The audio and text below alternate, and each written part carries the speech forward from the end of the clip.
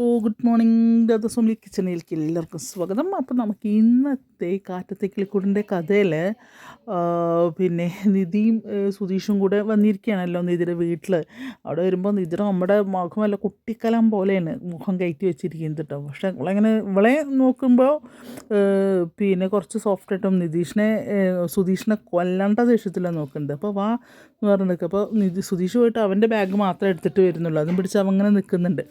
അപ്പോൾ പറയും മോളെ ആദ്യമായിട്ട് വരികയല്ലേ, മോളെ ആരതി ഒഴിഞ്ഞിട്ട് തന്നെ വേണം സ്വീകരിക്കാൻ എന്നറിയണം. അപ്പോൾ അവൾ പറഞ്ഞു ഞാൻ ആദ്യമായിട്ടല്ലല്ലോ, ഇതിനു മുന്നേ ഞാനിവിടെ വന്നതല്ലേ എന്നറിയാം. അതൊന്നും ഇപ്പോൾ മോൾ ഓർമ്മിക്കേണ്ട. ഇപ്പം നിങ്ങൾ രണ്ടുപേരും കൂടെ ആദ്യമായിട്ടല്ലേ ഇങ്ങോട്ട് വരുന്നത്. അപ്പോൾ അതിൻ്റെ ആ രീതിയിൽ തന്നെ വേണം മോളെ സ്വീകരിക്കാൻ എന്നറിയാം. അപ്പോഴും ഇവർ അനങ്ങുന്നില്ല. അതായത് നിധിയുടെ അമ്മ ഒന്നും ചെയ്യാതെ നിൽക്കുക. അപ്പോൾ നിധിയുടെ ഏട്ടൻ്റെ ഭാര്യ പോയിട്ട് ഞാൻ ആരതി എടുത്തിട്ട് വരാൻ പറഞ്ഞിട്ട് പോയിട്ട് വേഗം ആരതി എടുത്തിട്ട് വരിക. ഇതൊക്കെ കണ്ടൊരു കാഴ്ചക്കാരനെ പോലെ നിൽക്കേണ്ടത് സുധീഷിനെ അറിയാം ഇത് വെറും ഡ്രാമയെന്ന് അറിയാം. അപ്പുറത്ത് ഒരു ചെറിയ ഒരു പരിഹാസ ചിരിയോട് കൂടിയിട്ട് നിധിയുടെ ഏട്ടനും നിൽക്കുന്നുണ്ട്. പക്ഷേ നിധി വെറും പൊട്ടത്തി. അവളിങ്ങനെ എന്താ വിട്ടോ ഇതിങ്ങനെ കണ്ടിട്ട് അവൾക്ക് വിശ്വസിക്കാൻ പറ്റുന്നില്ല. ആദ്യം പോയിട്ട് ഏട്ടത്തിയമ്മയെ കെട്ടിപ്പിടിക്കുന്നൊക്കെ ഉണ്ട്, ചേച്ചി എന്നൊക്കെ പറഞ്ഞ് കെട്ടിപ്പിടിക്കുന്നൊക്കെ ഉണ്ട് കേട്ടോ. അപ്പോഴും അവരിറങ്ങുന്നില്ല. അപ്പോഴേക്കും ആ കുട്ടി ഇറങ്ങി വരുന്നുണ്ട്. അവരുടെ നിധിയുടെ ഏട്ടൻ്റെ മോൾ ഇറങ്ങി വന്നിട്ട് ചെറിയമ്മയെന്ന് പറഞ്ഞിട്ട് ആൻറ്റി എന്ന് വിളിച്ചിട്ടൊക്കെ പറഞ്ഞ് ഉമ്മയൊക്കെ കൊടുക്കുന്നുണ്ട്. അപ്പോൾ ചോക്ലേറ്റ് എന്ന് പറയുന്നുണ്ട് സുധീഷിനോട്. അപ്പോൾ സുധീഷ് പോക്കറ്റിന് ഒരു ചോക്ലേറ്റൊക്കെ എടുത്ത് കൊടുക്കുന്നുണ്ട് കുട്ടിക്ക്. അപ്പോൾ അതൊന്നും അവർക്ക് അങ്ങോട്ട് പിടിക്കുന്നില്ല കേട്ടോ. പക്ഷേ അവളെ ഏടത്തിയമ്മ ഇങ്ങനെ ചിരിച്ച് നിൽക്കുകയാണ് ഇതൊക്കെ കണ്ടിട്ടെ. അത് കഴിഞ്ഞ് പിന്നെ ആരതി കൊടുന്ന് ഒഴിഞ്ഞ് നെറ്റിയിൽ ഭസ്മൊക്കെ ഇട്ട് കൊടുക്കുന്നത്, നിധിക്കും ഭസ്മം ഇട്ട് കൊടുക്കുന്നുണ്ട്. അതുപോലെ സുധീഷിനും കൊണ്ട് ഇങ്ങോട്ട് അമർത്തി തേച്ച് കൊടുക്കുക. അതവൻ്റെ മുഖഭാവം കണ്ടാൽ തന്നെ അറിയാം അവരുടെ നീരസം മുഴുവൻ ആ ഒരു ഭസ്മം നിറങ്ങളിലുണ്ട്. അങ്ങനെ കയറി വാ മക്കളെ എന്ന് പറഞ്ഞിട്ട് അങ്ങനെ കയറിയിട്ട് വാ മോളെ എന്ന് പറഞ്ഞിട്ട് നിധിനെ ആദ്യം വിളിച്ച് കയറ്റും. ഇപ്പം ബാഗും പിടിച്ച് നിൽക്കും. പിന്നെ ആരും മൈൻഡ് ചെയ്യുന്നില്ല. അപ്പോൾ നിധിയുടെ ഏട്ടനോട് പറഞ്ഞിട്ട് മോനെ പോയി പ്രവീണെന്നോ എന്താണ് തോന്നുന്നത്, പിന്നെ പോയി നിധിയുടെ ബാഗുണ്ട് ഡിക്കിൽ അതെടുത്തിട്ട് അറിയാം. അപ്പോൾ അയാൾ പോയിട്ട് ആ ബാഗ് എടുത്തുകൊണ്ട് വരും. അപ്പോൾ അയാൾ നിധിയോട് ചോദിക്കുന്നത് നിങ്ങൾക്ക് സുഖമാണോ എന്ന് ചോദിക്കുന്നുണ്ട്. അപ്പോൾ എന്നറിയും. അപ്പോൾ കാരണം വലിയ സ്നേഹമായിട്ടാണ് അയാളുടെ പെരുമാറ്റം കേട്ടോ. അത് കഴിഞ്ഞ് കാറിൽ കയറി വീട്ടിൽ പോവുകയാണ്. അപ്പോൾ ആരും സുധീഷിനെ വിളിക്കുന്നില്ല. അവന് ഈ ബാഗും പിടിച്ച് അവിടെ ഇങ്ങനെ നിൽക്കുക പാവം. പിന്നെ അവൻ സ്വയം അങ്ങോട്ട് കയറിച്ചല്ലേ. എന്നിട്ട് ആ ബാഗും പിടിച്ച് നിൽക്കുന്ന സമയത്ത് എങ്ങോട്ടാണ് പോകേണ്ടതെന്ന് അറിയാണ്ട് അത്രയും വലിയൊരു വീട്ടിൽ എന്ത് ചെയ്യണമെന്ന് അറിയാണ്ട് ഈ ബാഗും പിടിച്ച് അവൻ ഇങ്ങനെ നിൽക്കുന്നുണ്ട് കേട്ടോ. അപ്പോൾ ആരും ഇവനെ മൈൻഡ് ചെയ്യുന്നില്ല. എവിടെയെങ്കിലും പോയി ഇരിക്കട്ടെ എന്ന് വിചാരിച്ചിട്ട്. അപ്പോൾ കാണാൻ നിധി വരുന്നു. നിധി വന്നിട്ട് പറയും നിധി പറ്റിയല്ല, അതിന് മുന്നേ നിധിയുടെ ഏട്ടൻ പറയുന്നുണ്ട് ഇവിടെ ഡ്രൈവർമാർക്ക് വേലക്കാർക്കും കുളിക്കാനുള്ള ഒരു ബാത്റൂം പുറത്ത്, അതറിയാൻ അവിടെ പോയി കുളിച്ച് ഡ്രസ്സ് മാറുന്നറിയാണ്. അപ്പോൾ അവൻ എന്ന് പറഞ്ഞിട്ട് നമുക്ക് സങ്കടം തോന്നും കേട്ടോ. എന്നിട്ട് അവർ ആ ബാഗും പിടിച്ചിട്ട് പോവാണ്. പിന്നെ ഈ ബാഗും പിടിച്ച് അവൻ നിൽക്കുക. ഡ്രസ്സ് ഇത് വന്നിട്ടും വസ്ത്രം മാറി വന്നിട്ടും അവന് ഈ ബാഗും പിടിച്ച് നിൽക്കുക. അപ്പോഴേക്ക് നിധി വന്നിട്ട് അത് വാങ്ങിക്കൊണ്ട് പോകണം. ഇത് എവിടെയും വെച്ചില്ല, ഇങ്ങോട്ട് തരും, ഞാൻ എടുത്ത് വയ്ക്കുക. എന്നിട്ട് അങ്ങനെ അവൾ ബാഗ് വാങ്ങിയിട്ട് പോകുന്നുണ്ട് സുധീഷിൻ്റെ കയ്യിൽ നിന്ന്. അത് കഴിഞ്ഞ് പിന്നെ ഭക്ഷണം കഴിക്കാൻ എല്ലാവരും കൂടെ ഇരിക്കുകയാണ്. അപ്പോൾ എല്ലാവരും കൂടി ഇരിക്കുമ്പോൾ ഇരിക്കുക എന്നറിയാം. അപ്പോൾ സുധീഷ് ഇങ്ങനെ ഇരിക്കുക സുധീഷേ, ഭക്ഷണം കഴിക്കണ്ടേ, നീ ഇവിടെ ആദ്യമായിട്ട് വന്നതല്ലേ, ഇരിക്കുകയെന്നറിയാം. അങ്ങനെ നിധിനെയും സുധീഷിനെ അടുത്തടുത്താണ് ഇരിക്കുന്നത് രണ്ടാളും. അപ്പോൾ പറയും സുധീഷ് ആദ്യമായിട്ട് വന്നുകൊണ്ട് ഇലയിട്ട് സദ്യ വിളമ്പാം എന്ന് പറയുകയാണ്. അപ്പോൾ സുധീഷിന് ഇങ്ങനെ നോക്കും. ബാക്കി എല്ലാവർക്കും ഒക്കെ പ്ലേറ്റിൽ, ഇവന് മാത്രം ഇലയിൽ കൊടുക്കുകയാണ് കേട്ടോ. അത് ഇവനോടുള്ള ഇതുകൊണ്ടൊന്നുമല്ല, അവന് പ്ലേറ്റ് കൊടുക്കാൻ മടിയായിട്ട് തന്നെയാണ്. അങ്ങനെ അതിൽ ഇല ഇട്ടിട്ട് ചോറ് വിളമ്പുണ്ട്. അപ്പോൾ ഓരോന്ന് പറയുന്നുണ്ട് കേട്ടോ. പിന്നെ മോള് വരുന്നതുകൊണ്ട് ഇന്ന് കുറേ കറികളൊക്കെ എക്സ്ട്രാ ഉണ്ടാക്കണം, അവൾക്ക് ഇഷ്ടപ്പെട്ടത് കുറേ ഉണ്ടാക്കിയിട്ടുണ്ട്. അപ്പോൾ ഭാര്യയോട് പറയാം അവന് സുധീഷിനും കൊടുക്കണേ കുറച്ച് അങ്ങനെ പറയുകയാണ്. അപ്പോൾ സുധീഷിനൊന്നും കൊടുക്കില്ല, വെറും കുറച്ച് ചോറ് മാത്രം വിളമ്പി.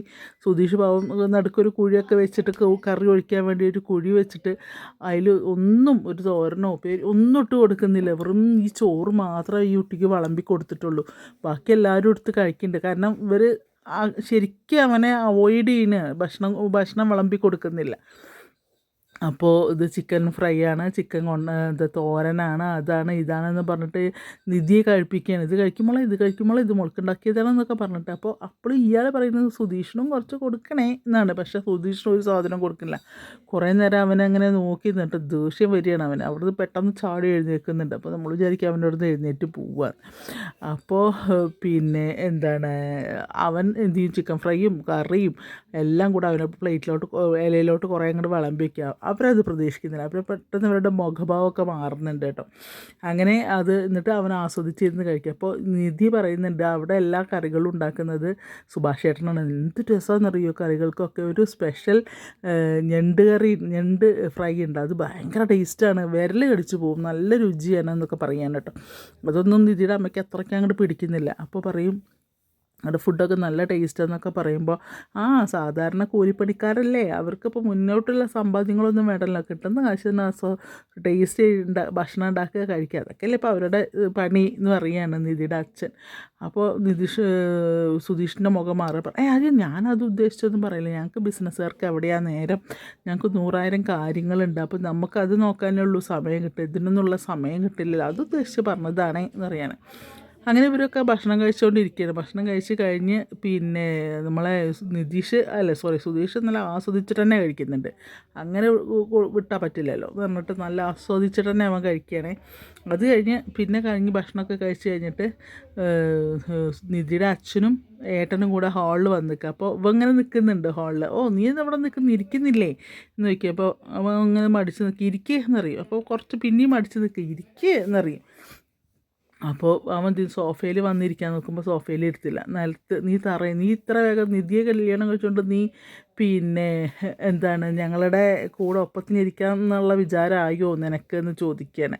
അപ്പോൾ പറയും പിന്നെ ഡൈനിങ് ടേബിളിൽ അങ്ങനെ കാണിച്ചിട്ട് അവൾക്ക് എന്തെങ്കിലും തോന്നുമോ എന്ന് വിചാരിച്ചിട്ടാണ്, നീ എന്താ വിചാരിച്ചത് എന്നറിയും. അപ്പോൾ സുധീഷ് അവിടെ നിന്നാണ്ട് പോവുക. അപ്പോൾ നീ എവിടേക്കാണ് പോകുന്ന നോക്കിയപ്പോൾ ഞാൻ പുറത്ത് പോയിരുന്നോളാന്ന് പറയും. അപ്പോൾ പറയും പുറത്തല്ല, ഇവിടെ ഇരിക്കണം എന്നറിയാം. അങ്ങനെ അവനെ നിർബന്ധിച്ച് പിടിച്ച് നിലത്തിരുത്തുക. അപ്പോൾ ഇവൻ കുറേ അങ്ങനെ പിടിച്ചിരുത്തുകയാണ്. അങ്ങനെ അങ്ങോട്ട് വിഴുന്നുണ്ട് അവൻ ഹാളിൽ. അതിൽ പറയും ഇവൻ എന്തൊക്കെയാണ് കാറിൽ ഇരുന്ന് പറഞ്ഞതെന്ന് അറിയോ എന്ന് ചോദിക്കുക. അപ്പോൾ എന്താണെന്ന് ചോദിക്കുക. അപ്പോൾ പറയും ഇവൻ എന്നെ വിളിച്ചു കാറിലിരുന്നിട്ട്, എന്നെ ശരിക്കും ഉടുത്ത പോലെയാണ് അവൻ ചെയ്തത്, അങ്ങനെയാണ് പറഞ്ഞിട്ട് കുറേ പറയും. ഇവനെ ശരിക്കും എന്താ വെച്ചാൽ ഇൻസൾട്ട് ചെയ്യാണ്. ഇവനൊന്നും മിണ്ടുന്നില്ല. കാരണം ദേഷ്യം വരുന്നുണ്ട്. പക്ഷേ അപ്പോൾ നിധിക്ക് എന്താ തോന്നുക, ആ ഒരു പ്രശ്നത്തിൻ്റെ മുകളിൽ ഇവർ നിധി ഇവിടെ പിടിച്ച് നിർത്തുക, അത് പറ്റില്ല. അപ്പോൾ എന്ത് ചെയ്താലും സഹിക്കുക. അപ്പോൾ സഹിക്കാൻ തന്നെ അവൻ തീരുമാനിച്ചു. പറയും ഒരു ദിവസമായിട്ടുള്ളൂ, ഇനി 6 ദിവസം കിടക്കുക, നിന്നെ ഈ 6 ദിവസം കൊണ്ട് നിന്നെ ഞാൻ കൊല്ല ചെയ്യുമെന്നറിയാം. അപ്പോൾ നിധിയുടെ ഏടം പറയും ഇവനായിട്ട് കൊന്നാലോ വയ്ക്കുമ്പോൾ കൊല്ലാൻ പാടില്ല എന്നറിയാനേ. അങ്ങനെ ഇവനെ അവിടെ നിലത്തിട്ട് ചവിട്ടി മതിക്കണം എന്ന് വെച്ചാൽ മീൻസ് ഓരോന്ന് പറഞ്ഞ് അവനെ അത്രയ്ക്കും ഇതാക്കിയിട്ട് വെറും തറയാണ്, അങ്ങനെയാണ് ഇങ്ങനെയാണ് ഇതാണ് എന്നൊക്കെ പറഞ്ഞ് ഇവനിങ്ങനെ ശരിക്ക് അധിക്ഷേപിക്കുകയാണ്. അത് കഴിഞ്ഞ് എന്തോ പറഞ്ഞിട്ട് ഇവനെ പിടിച്ചിരുത്തുന്ന ആ സമയത്താണ് നമ്മളെ നിധി അങ്ങോട്ട് വരുന്നത്. നിധി വരുന്ന സമയത്ത് നിധി എന്താ അവിടെ നടക്കണേ എന്ന് ചോദിക്കുകയാണ് നിധി വന്നിട്ട്. അതോ മോളെ നിധി, നിനക്കറിയില്ല, ഇവൻ കോളേജിൽ പഠിക്കുമ്പോൾ ഒരു നാടകത്തിൽ അഭിനയിച്ച കാര്യം പറയായിരുന്നു സുധീഷ് ഒരാളിന് 2 മുഖം കാണിക്കുന്ന നാടകം പറഞ്ഞാൽ ആണോ ചോദിക്കുകയാണ് നിധി. അപ്പോൾ നാടകത്തിലൊക്കെ അഭിനയിച്ചണോ ചോദിക്കുകയാണ്. അപ്പോൾ നീ അറിഞ്ഞിട്ടില്ലേ, നാടകത്തിലൊക്കെ അഭിനയിച്ചിട്ടുണ്ട്. അപ്പോൾ അത് പറഞ്ഞ് ചിരിക്കുകയായിരുന്നു അല്ലേടാ എന്നറിയും. എഴുന്നേക്ക് നീ അവിടുന്ന് എഴുന്നേക്കെന്നറിയും. അങ്ങനെ അവിടുന്ന് എഴുന്നേൽപ്പിച്ചിട്ട് അവനെ തല്ലുക. തമാശയെ കൂടെ ആണെങ്കിലും നല്ല അടിയുണ്ട്, പുറത്തും പിടിച്ച് ഞെരിക്കുക. ഇവനെല്ലാം നിന്ന് കൊള്ളുന്നുണ്ട് പാവട്ടോ. പക്ഷെ നിധിക്ക് ഇതൊന്നും മനസ്സിലാവില്ല. നിധി ശരിക്കും വിചാരിച്ചത് ഇവനോടുള്ള സ്നേഹം പ്രകടിപ്പിക്കുക എന്നാണ്. നിധി എന്നിട്ട് ഇങ്ങനെ ചിരിക്കുന്നുണ്ട്, അതെ എന്നൊക്കെ ചോദിച്ചിട്ട് ചിരിക്കുന്നുണ്ട് നിധി. അപ്പോൾ ഇതൊന്നും എനിക്കറിയില്ല. അപ്പോൾ മോൾക്കറിയില്ലേ പിന്നെ സുധീഷ് നാടകത്തിൽ അഭിനയിച്ചൊന്നും മോൾക്കറിയില്ലേ എന്ന് പറയുമ്പോൾ ഇല്ല അറിയാം, നല്ല ഹ്യൂമർ സെൻസാ, ഒക്കെ സ്പോട്ടിൽ തമാശകൾ പറയും എന്നൊക്കെ ഇങ്ങനെ പറയുകയാണ് രാജീവ്. അപ്പോൾ പറയും അതെനിക്കറിയാം, നന്നായിട്ട് തമാശകൾ പറയും, നല്ല ഹ്യൂമർ സെൻസാണ്, അവിടെ എല്ലാവരും അങ്ങനെ തന്നെയാണ്, നല്ല രസമാണ് അവിടെ, സമയം പോകുന്നത് അറിയില്ല എന്നൊക്കെ അവൾ അവിടുത്തെ കാര്യങ്ങളാണ് പറയുന്നത്. അപ്പോൾ അതുതന്നെയാണ് അവനും അതെ, സുധീഷും അതെ, ഭയങ്കര ഹ്യൂമർ സെൻസാണ്, സ്പോട്ടിലാണ് പിന്നെ കാര്യങ്ങൾ പറയുന്നത് എന്നൊക്കെ ഇങ്ങനെ പറഞ്ഞിട്ട് അങ്ങനെ അല്ലേടാ മരുമോനെ എന്നൊക്കെ പറഞ്ഞിട്ട് ഇവൻ്റെ പുറത്തിട്ടൊക്കെ ഇങ്ങനെ അടിക്കുകയാണ് രാജീവ്. മറ്റവനും അത് പിടിച്ച് ഞെക്കുന്നുണ്ട്, തല്ലുന്നുണ്ട്, എന്തൊക്കെയാണ് ചെയ്യുന്നത് എല്ലാം നിധിക്ക് വേണ്ടി കൈയും കെട്ടി നിന്ന് കൊള്ളുകയാണ് കേട്ടോ പാവം. അപ്പോൾ അത് കഴിഞ്ഞിട്ട് അപ്പോൾ നിധി പൊട്ടത്തിക്കാണെങ്കിൽ അതൊന്നും മനസ്സിലാവണില്ല, അവൾ നിന്ന് ചിരിക്കുന്നുണ്ട്.